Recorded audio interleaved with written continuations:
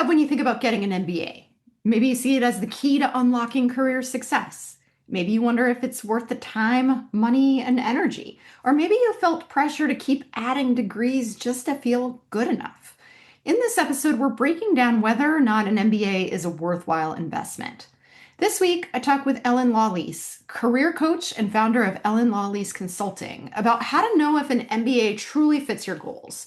Ellin shares how her own path from working in admissions to coaching professionals around the world taught her that the right next step isn't always another credential.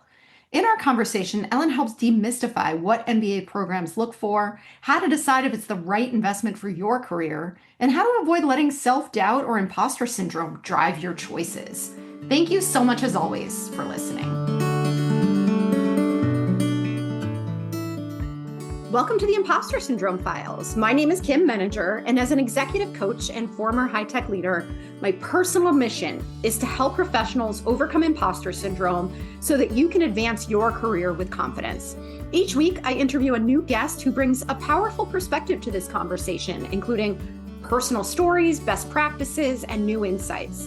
The more we talk about this issue, the more we destigmatize imposter syndrome, recognize that we're not alone, and empower ourselves to access the tools and resources that can help us and those around us.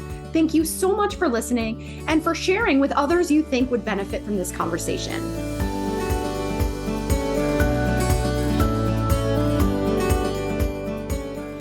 Welcome, Ellin. It's so great to have you here today, and I would love to start by inviting you to tell us a little bit about yourself. Well, thank you, Kim, and thanks for everybody listening. It's a pleasure to be here today. So my name is Ellin Lolis. I founded Ellin Lolis Consulting a little over 10 years ago, right out of college. I didn't have another job, so I was like, well, I got to make a job for myself. And I had worked in admissions as my work study job during college, analyzing applications. Also, I come from a family of writers, so I love to write, had entered, writing competitions, had some poetry published in very not impressive places, but, just for kind of a hobby. And so I did a Fulbright in Brazil. And while I was down there, I worked kind of helping people put together applications to go to the US to study STEM degrees, because at the time they were trying to get more people from Brazil to the US to study STEM and then come back and share all that knowledge locally and really enhance the STEM ecosystem. I was like, wow, that's such a cool project. I love that. Let's get working on it. Unfortunately, you know how bureaucracy is. It never got off the ground, but it really unlocked this passion in me that like, wow, there's this whole world of helping people. I knew the other side of admissions, but I never realized that there are people who help you be more competitive in admissions. So a couple of people reached out to me and said, hey, can you help me with this? Yeah, I guess I can. I think I know what I'm doing. And so I helped them and they got in, which was fantastic. And then their friends asked me if I could help them. And then their friends asked me. And then, here we are 10 plus years later. We've worked with people on almost every continent. We've got a team of around 15 people. And we really work with helping people unlock their story. So I also completed a career coaching certification during this process. And I also do offer career coaching in parallel, because what would happen is a friend would go through the admissions process with us and say, this was transformational. It really helped me build confidence, realize what my goals are, clarify this. My sister wants to do it, but she doesn't want to apply for an MBA. So I started to kind of create this methodology to help people similarly going through the process, but when they don't have the MBA as an end goal. So it's really turned into something that I think hopefully helps people think a lot about what they want to do with their lives, clarify their goals, clarify their career narratives, but also build confidence. Because I think that's one of the most important things during a process like this, is to really say, you know what, I have something cool to share with the world and I'm doing okay. That is so fascinating. And I agree with you. I think we tend to think about it from the admission side, but not the other side of the table. And I'm going to ask you a very selfish question right now. Do you help kids around college or just MBA? Just MBA. I never got into college. I would love to. It's on the radar. It's on our radar for the future. But with MBA, unfortunately, it kept us so busy that we haven't gotten there yet. But no, at the moment, we don't do college admissions. All right. Well, I will keep in mind the fact that you do this work, that there are people out there that do this work. When my 15-year-old son is ready to start It's like, Absolutely. It's so helpful. I didn't have somebody helping me go through this. I was just, at Barnes and Noble studying for the SAT. I had a teacher who was like, well, I can check your essay if you want. And I realized now, like, wow, if I had had an admissions consultant, I would have had a lot more options available to me. And I sent applications I now know I never should have sent. I didn't have a story that was compatible with the story I was trying to sell. It wouldn't have made any sense. So now I know that when I sent that application to Stanford, it was never going to work out. Like I told the completely wrong story. They were never going to take that seriously. But if somebody had said, like, listen, this is not a good idea. You seem more interested in this. You have a good story in this area. Let's position you this way. Who knows? yeah.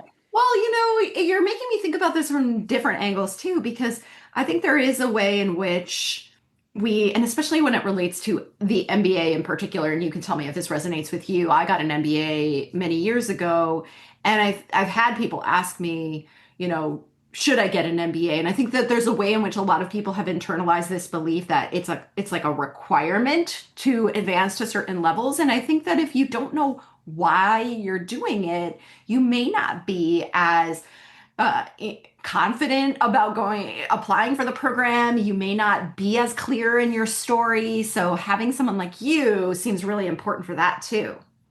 Hopefully. I mean, that's that's what I try to do. But yeah, I agree with you that an MBA doesn't make sense for everyone. And there are calls that I sit on with people and I say, listen, your goals. I actually had a call with someone yesterday. He's in his mid 30s. He wants to switch industries and he's in a really good position. He's got a great CV. So taking 2 years off, spending $200,000 to then be 37 and trying to find a job when he's got a great network, as if you want to do an MBA and you think it sounds fun, great, that sounds great, but I don't think you need it to reach these goals. And it might end up setting you back a little bit because you're going to be 37 years old, graduating from an MBA with a lot more experience than they typically hire at. So you really have to think about kind of, does it add value to your career? And there's also certain career goals that, just it's not designed for that. Can you say more about this? Because I think this is a really good opportunity to give people listening a sense of kind of when does it make sense to do it, and when are there other situations where you think maybe it's not the best choice, or maybe you just want to think a little bit more carefully about it. I think the number one that I would say is kind of this gray area is entrepreneurs, right? People who don't love their job and want to be entrepreneurs. I think the MBA can add tremendous value. It can open up a lot of doors. It can give you that credibility. It can help you with funding and networking. So for a lot of people, that makes sense. But I've also worked with clients who say, I have this really, really clear idea. I know what I want to do now, and I have a pretty good idea of how I'm going to do it. It's like, great, go talk and see if you can find funding. If you can find funding, do this. That's what the MBA is going to help you do. And I've had clients who went through that process. We, clarified their goals, clarified what they wanted to do, their business plan, the structure. And then they went and got, $20 million in funding. And I said, don't turn that down. I don't think the MBA makes sense anymore. You can do an executive MBA later on if you really feel like you need the credential and you'll have built something by then. But also, one of the main things is like people who want to work in academia. An MBA is really a professional degree. It's designed to help you get ahead in your career. So, consulting, tech, the corporate world. So if you want to do something outside of the corporate world, like maybe you want to work in like an advertising agency, for example. Not to say that an MBA couldn't help you, especially if you're at that high level of management, but it's probably not going to be the most valued thing in your industry. In academia as well, unless you want to be a business school professor, which usually they kind of hire a little bit more from the market, not always, but a lot of times they do, it might not be the most helpful path for you. I think that's a really helpful way to frame it. And once again, I think that there is this feeling of, if I want to be the best, right? I want to be, I'm a high performer and I want to do the right thing that's going to get me to the top, then I need an MBA. But I also think there's a way in which maybe imposter syndrome shows up here too, of I'm not good enough, and so I just Oh, need to yeah. keep getting degrees and keep studying, and right, so it almost feels like a way of filling a void rather than a Yeah. path to a goal. I can totally see that. And There are some clients that I've seen that are serial students, right? They've done three master's degrees and then they come to me and they say, I want to do an MBA. I was like, but you have no work experience. Like, it's going to be really tricky to convince an MBA admissions committee that you're a good fit because what are your career goals at this point? What do you want to do? You're in your 30s and you've never worked a real job. Not that there's anything wrong with that, but this might not make sense for you. And I think it is that like, okay, if I have enough credentials, if I have enough stamps on my resume, I'm going to be good enough. And not to discount how powerful a stamp like that can be. Especially like if you're an international student and you want to work in the US, for example, having a degree from a top US university is going to give you credibility because people recognize it in a way that they might not recognize that your home university is really, really good or a local company is really, really good. But there's a lot of ways to reach success without an MBA for sure as well. Mm. Yeah, I think that there are other types of education these days that might actually be a little bit less expensive, more efficient. I know when I went through my MBA program, I went part-time and Yeah. it was all in person. And this was, I'm dating myself now. Let's see, it was like 15, 17 years ago when I graduated. Nowadays, there are a lot more formats for education with a lot of the online resources. Yeah. And there are smaller, more customized, almost certification programs and things like that. So maybe you can actually do something that's a little more targeted rather than going through an extensive MBA program. How do you help people think about which path down the Yeah. education path is the right one? I'm glad you brought that up because it's so true. Like there's online MBAs, there's hybrid MBAs, there's part-time MBAs, there's full-time, there's executive. So there really is an option, I think, for everyone. But also I was working with a client last year and she's a single mom and she really wanted to transition her career from working as kind of a Scrum Master, Agile expert to really working with AI. This was about a year ago, and she saw, this is changing everything. I really want to get into that. So we applied for some tech MBAs. And then we were talking about it, and she's like, this is going to be really difficult financially. Of course, it's really expensive, and also to manage this with my kids going to class.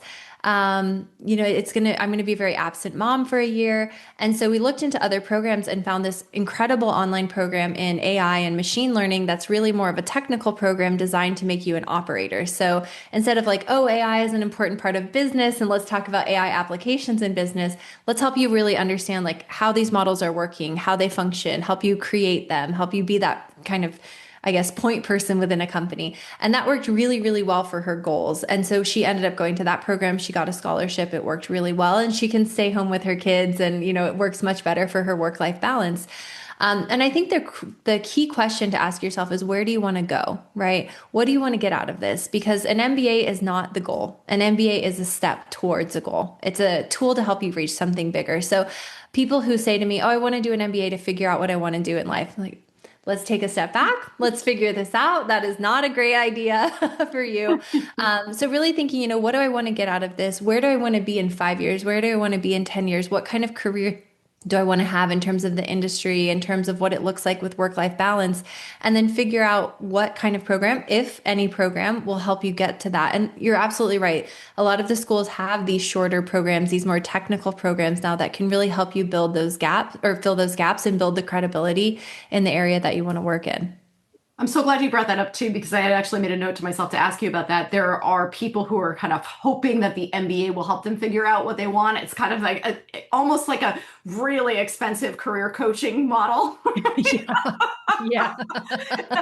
And that is not the most cost-effective investment in determining what you want to be when you grow up, right? Exactly. If you're young and someone's paying for it, go for it. Like why not? But for the rest of us, yeah, it's a really expensive way to kind of soul search. And the other thing with the MBA too is that once you get to campus, really from from day one, you're starting recruitment. They expect you to have a pretty clear plan and already start thinking about internships, already start prepping for those internships, signing up for interviews. That recruitment cycle really starts from day one. So if you get to campus and you say, I want to spend the entire first year figuring out what I want to do, you're really too late to take advantage of all of those opportunities. Not to say you can't shift or that your mind won't change a little bit, but it's not really set up to have this moment of self-discovery. Again, you might shift a little bit, but there's a lot of things that you're going to miss out on and a lot of opportunities that you might not be able to take advantage of if you come in with that kind of mindset. I think that's a really important consideration too. And one of the things that I'm wondering about is how competitive are these programs now? Given that there's a lot more flexibility, is it hard for people to get into MBA programs these days? I mean, obviously it's going to be dependent on the individual, but generally speaking, like, what are the numbers telling us about the popularity of MBA programs? So MBA applications were up 12% last year, and they've been steadily rising for the last 3 years. During the pandemic, there was a little bit of a hiccup, I think we could say, and like especially the year right after the pandemic, it went down just a little bit. But then numbers have been up, and last year there was a really large increase in those numbers. So I think the demand for MBAs is steady. We'll kind of have to see how that with the job market and things like that, if that continues to hold. But how hard is it to get into one? I mean, again, it depends a lot on the program. Some of those online or hybrid programs, they might not get as many applications, so they might be a little bit less competitive. Whereas if we're looking like, Harvard or Stanford, a lot of times we're looking at an admissions rate of between 5 and 10%. So it's quite challenging to get into one of those. And for people who, because not everyone, and maybe I'm thinking of myself, and you can probably give me more better data than this, but a lot of people do take a break in between college and going back for an MBA, right? They might have some work experience before just going straight from university into an MBA program. So what's important? Let's say it's been years since you thought about your transcript and your grades and things like that, right? I mean, like what are they looking for? Is it really about your GMAT and your transcript, or are they looking for something, a little bit less quantitative? Yeah, they always say it's a holistic process. And while that can be a little bit annoying, it is in the sense of like, they are looking at multiple different factors. So, your work experience is really important. The MBA, is really a professional degree, and it's designed to help you advance in your career, right? So one of the key things that they're going to look at is since college, what have you done professionally? What jobs have you worked? What's been your progression? Have you been able to consistently get promoted? Have you delivered good results? The kind of the caliber of the company that you're working at can be a factor, in the sense, and that doesn't mean that if you don't work at a, Fortune 500 that you shouldn't apply, but, there's a certain understanding that these really top tier companies are very hard to get into. So, if he was good enough to get into this company, okay, he must be pretty good. That kind of already gives a thumbs up. Then they're going to look at your transcripts and your GMAT. That is really important because that's a great way for us to determine your quantitative abilities and your academic preparedness for the program. It is school at the end of the day. I do like to tell people that and remind them that. So they want to make sure that you're going to do well in your courses. They want to make sure you're going to pass, right? So it's really important to show strong quantitative abilities as well. And then they're going to look at your essays, your letters of recommendation, and your interviews as well. So the recommendation is really important because it's the only time they really get an outsider's view of your strengths and weaknesses. And then the essays and the interview are really where you get to tell your story, right? So your transcripts, your grades, your career, that only tells part of the story, right? What you bring to the table, the human side, those experiences that you've had that have shaped you, the leadership style that you're crafting, the impact that you want to make in the world. All of those stats don't really tell that story. So sharing that story is what really makes it come alive. And, Harvard came out with an article a couple years ago that about 80% of the applications that they receive are fully qualified. And so that ends up being around 8,000 applications. Narrowing that down to 1,000 is based on story, right? Who tells a good story? Who shares their motivations? Who shows that that personal richness that they can bring to the class that nobody else can. So that story aspect, I think, is something that people overlook a little bit, but it's so important. And that's something that you help them with. It sounds like from your intro that you help them kind of pull out the right threads or pieces that are going to be important to delivering the message that they want to deliver. Yeah, absolutely. So we do a goals planning, which I would suggest everyone do, especially if you're in your mid 20s to early 30s, to really kind of help people think, where am I going? What are my short-term goals? What are my long-term goals? Why do I want to pursue these goals? What's the impact that I want to make? And that's something that's really helpful because, again, it's a professional degree. So the schools want to see that you have a strong plan for how you're going to use the MBA to grow in your career to reach specific targets, because it makes them look good too. So it's important that, it's a win-win for everyone. And then from there, we're working on what we call a personal brand exercise. So that allows us to go through everything that's happened in your life. And we ask, dozens and dozens of questions about meaningful child experiences and, what you're known for at work, what some of your weaknesses and setbacks have been. And that really allows us to draw out those stories that say, oh, okay, this person is really, really strong in these areas. And this is kind of that golden thread that connects everything together. So we're really going to position you in this way and bring this evidence to tell that story. And then we also understand what some of our setbacks are as well, what some of the weaknesses are as well, and we can adjust for those. But during that process, I think one of the things that I love is that people look back at things and they remember things that they completely forgotten about because, it happened 10 years ago. But also they say, people care about that. That's important. Like, I never realized that there was any value in that. So at the end of the process, a lot of people say like, I'm feeling a lot more prepared because at the beginning I thought, I want to do this, but maybe I'm not that impressive. And now I realize that I've done some cool stuff. I'm actually a pretty cool applicant. And so that's always really nice as the outcome. But it also gives us that clarity. When you're pitching any product, you're pitching any, personal brand, you can't say that you're everything to everyone. You really have to limit it and say, this is what I'm good at. This is what I bring to the table. That's such an important process, I would say, for everyone. Like you said, not just people who are applying to an MBA program. As it relates to the MBA program specifically, what I'm thinking about is that the program itself can be a time that triggers imposter syndrome because you're suddenly surrounded by a lot of other students who you deem a lot more impressive than you are, right? And that, especially some of those competitive programs where maybe you've been out of the classroom for a while and it's a humbling experience to try to get back into the swing of things again. So there can be a way in which your confidence can be tested in those moments. And I think really the way in which you're helping them to think about their strengths, their accomplishments, which we don't often take time to reflect on, seems to me to be a great way to establish a positive foundation to build on and hopefully get them through some of the challenges as well. Hopefully, yeah, that's the intention. And that I always tell people, go back and look at this. If you're in business school and you're thinking, man, everyone's so impressive. And you're absolutely right. People get to campus and say, how did I get in? Like, go back and read your application, read those materials, remember that you belong here. But yeah, it's very, it can be a very startling experience because all of a sudden, you're among the 500 to 1,000 best people in the world at that school. But I think it's always really helpful to remember, I got in for a reason and I belong here and I deserve to be here just as much as everybody else does.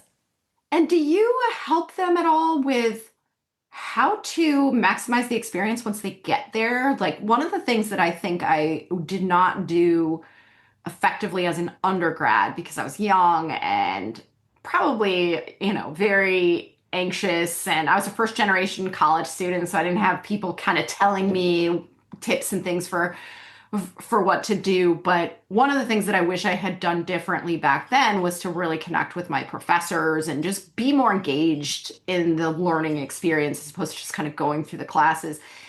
And so I wonder too, are there things that you advise people to do once they're in the program to really make the most of it, whether that's from, getting the most out of the school. You mentioned some of the resources, the internships, and even just maximizing the network which is often like a big part of the overall value of the experience. Absolutely. Yeah. One of the things I think that we talk a lot about is, of course, take advantage of everything, but go in with a plan because I think One of the things is FOMO. That's one of the biggest problems. And I think FOMO leads to burnout. Because, it's a smorgasbord of opportunities. You've got networking, you've got parties, you've got clubs, you've got different classes. And so really encouraging them, let's think about what are your priorities. Let's think about, what kind of things you want to really focus on. And you can always add more. But don't go in your first semester and join 10 clubs and take all advanced classes and have people over every single night. It's not going to be sustainable. You're going to burn yourself out. And I tell them stories of people who have burned themselves out. It has happened. Some people are like, no, no, no, I'm the exception. I'm like, I really hope that's true. I really do. But tell them stories of people who have come back and been like, yeah, it was too much. To really say, let's have some focus, because I think that's the number one thing. Contact with the professors is something that the schools are really good at facilitating, and so I really encourage them. Go to orientation, pay a lot of attention to orientation. They're going to tell you how to navigate that context, because some schools have more open connection with professors, other schools have a little bit less connection with professors. And then I always tell them, it never hurts to ask. It never hurts to go after an opportunity that you want. As long as you're polite, go for it. Ask. The worst case scenario, you get a no and you already have a no. So if you want to found a club, or you want to ask a professor to mentor you, or you want to see if somebody's maybe interested in being your co-founder for a startup, ask. You never know what exists and what opportunities are out there if you don't go for it. Yeah, I think that's a really great point too. I'm a big believer in that cliche or quote, right, that you miss 100% of the shots you don't take, right? Yes, you do. Yeah. And I love what you're saying too about pacing yourself, because there is a way in which that FOMO or maybe even enthusiasm, right, can establish an unsustainable pace that can make it really hard to meet all of the obligations. Yeah. And if you're going to And make it's two that's years. yeah. It's 2 years. If it was a 6 month program, okay, maybe a little burnout is is worth it at this point to get your money's worth. But it's 2 years of your life, and you're not working on just one goal. You're working on multiple goals. You want to get a good job. You want to recruit successfully. You want to build your network. You want to take all of these classes. So reconciling all of those goals at the same time as well definitely takes a little bit of practice, but also I think a lot of consideration in terms of how to do that correctly. Yeah, and I want to go back just for a second, because I was thinking about this too as we're talking.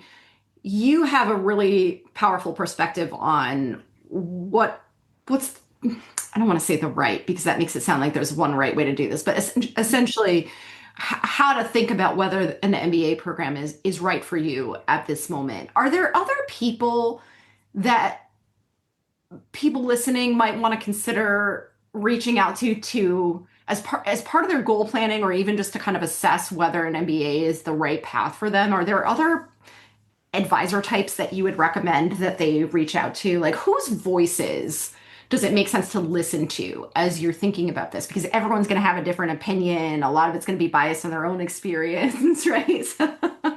Yeah, I think that's why it's important to get a multitude of perspectives, but not too many, right? It's kind of like when people are writing their essays. You could send this to 20 people and everyone's going to like something different and hate something different. And if you try to incorporate all of their feedback, it's going to be a huge mess. So you need to be kind of cautious and mindful. I mean, I think an MBA consultant can be a really good place to start, because a lot of us do like strategy calls before you get started. So for example, we offer an option to do just the strategy part. And then if it makes sense, let's continue and do the rest of the consulting. I think another option is a career coach in your area. So if you are in healthcare and you want to figure out how to build a healthcare career, talk to a healthcare focused career coach. They can be really, really helpful in guiding you through those steps in your industry, in your specific context. And then talk to people in your network who have done what you want to do and who have gone to places that you want to go, or mentors. I would say like talking to friends and family can be good kind of for that emotional support and to maybe validate ideas and see, but your mom or your partner might not understand exactly how it works in your career path. They might, but they also might not. So, being careful, and your friends too, they might be like, yeah, go for it. This is a great opportunity. but they might not have all the context to give you the best advice. So that's why I think, use them for emotional support and to bounce ideas. But I think really using those people in your field and people who are really trained in understanding the value of these degrees and who it benefits and who it doesn't can be really helpful. And ideally, kind of a combination of all of those resources, I think would be a great path for someone to follow. I like that. I think that's a great idea. And then I have one sort of final question for you that I'm thinking about in the context of the day and age in which we're talking. How does ChatGPT factor into the essay process, right? Are there some do's and don'ts to think about when I go? It's interesting that you should bring that up. In 2 weeks, I'm actually launching a new company that is an MBA tool that will guide people step by step through the admissions process. So over the last 10 plus years, I've built my methodology. I built a course that I ended up never launching. And so what we've done is translate this course, and then I worked with some Silicon Valley experts to say, ChatGPT offers some good stuff, but it can definitely be a little bit generic. And I think the problem is not necessarily that it's not a good tool, but it's trained on the internet, not trained on admissions resources. And a lot of people don't know how to prompt it correctly. So in our platform, what we said is, okay, let's work and build an AI agent that's specifically designed to help people brainstorm their essays, work on their essays, that's trained on, I think it's 5 million words and 10,000 application documents. So it really understands what an MBA person admissions committee is looking for. It has sample essays, things like that. But then also it has a lot of prompts. I worked with a lot of prompt engineers, countless hours, here's the prompt that you want to use. This is going to give you the good results because, help me write an essay on leadership is going to get something very different than a detailed prompt with, exercises that back that up. So I think, if you want to use ChatGPT, you can. You need to be persistent. The first result is probably not going to be very good. But if you do want to check out our tool, it's called My Admit Coach, myadmitcoach.com. And hopefully can be a helpful resource for people. But in terms of how it's changing, I mean, I would say that like admissions, they're crazy to think that people aren't using AI, right? So most of the schools have policies now, we know you're going to use AI. That's fine. Just don't copy and paste. Just don't plagiarize using AI, essentially. Make it somewhat original work. And I completely agree with that. I don't think that AI should take the place of doing the work. It should just help us do it better. We should think of it as an editor or a co-creator to take what we can do and help us do it better. Yeah, I think that's a really good way of thinking about it. It's a little more complicated than this, but I also like to think about it as we still need to learn math, even though we have calculators, right? Yeah, exactly. And, we still need to be able to look at a piece of writing critically and understand if it makes sense and understand if it works. And, ChatGPT, I always say it's kind of like painting a portrait of a person without seeing them. So if you just put in some random prompt, you're going to get some kind of generic thing, or asking, for a Gemini to create a headshot of you, but not putting in a selfie, right? So you need to give it the right inputs, and you need to be able to use the tools correctly, but also be able to analyze them and be able to adjust them. So yeah, we need to be able to work with it. We need to be able to have those basic skills.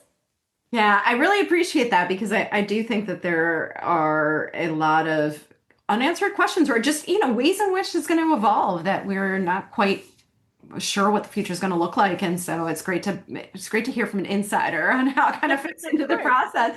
And you've given us so many helpful insights and tips, Ellen. I really appreciate it. I think this is a really important conversation that I haven't had before, so I'm excited to share it. And I would love to also ask you shared, your site to this tool, but where else can people find you if they're interested in your support and want to continue to follow you? Yeah, absolutely. So you can find my website at ellinlolis.com. If you're interested in working with us for career coaching or MBA admissions, you can sign up to work with us there.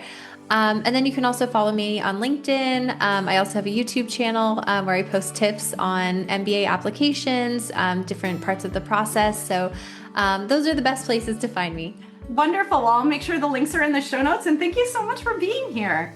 Of course. Thank you, Kim. And thank you to everybody listening. I hope this has been helpful. And for those of you who are thinking about an MBA, hopefully this has given you some things to think about.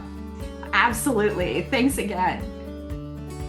Thanks so much for listening to the Impostor Syndrome Files. If you would like to continue this conversation in a safe and trusted space, I would love for you to join my virtual discussion group every Thursday at 12 p.m. Eastern.